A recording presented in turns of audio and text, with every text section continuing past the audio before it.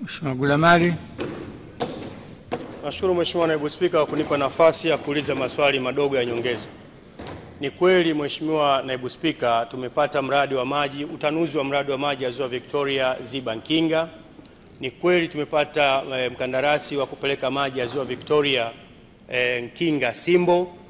Ni kweli tumepata gari la kuchimba visima 5 kila jimbo na sisi tukiwemo, na hasa katika maeneo ya kata alizozitaja. Mheshimiwa Naibu Spika, katika ule mradi wa visima 5 kwenye kila jimbo tumepata gari kwenye kata ya Igoweko, kata ya Uswaya na kata ya Tambarare. Na katika maeneo yote haya matatu tumekosa maji chini ya ardhi.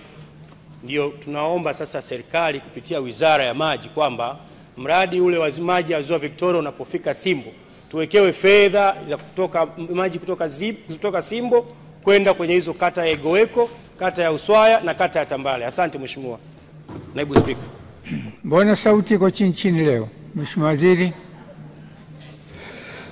Mheshimiwa Naibu Spika, kwanza kabisa nikushukuru wewe na nimshukuru Mheshimiwa Saif Hamid Said Gulamali, mbunge wa Manonga, kwa ushirikiano mzuri sana anaotupatia sisi sekta ya maji, na vile vile kwa kutoa ushirikiano pale ambapo tunapopata changamoto. Ni kweli kabisa tumechimba visima 5 na visima 3 hatukupata maji, lakini tukaongeza kingine, tukachimba vikafika 3, 2 vinatoa maji mpaka sasa, lakini kimoja tunaendelea na ujenzi wa miundombinu. Lakini vile vile hili ombi lake na ushauri wake, serikali tunaendelea kupokea ushauri wa wadau, na sisi kwa sababu maji ya Ziwa Victoria ambayo Mheshimiwa Rais Daktari Samia Suluhu Hassan alitoa bilioni 680 kutoka Ziwa Victoria mpaka Nzega Igunga, na extension yake ya Sikonge Ulambo pamoja na Kaliua bilioni 143.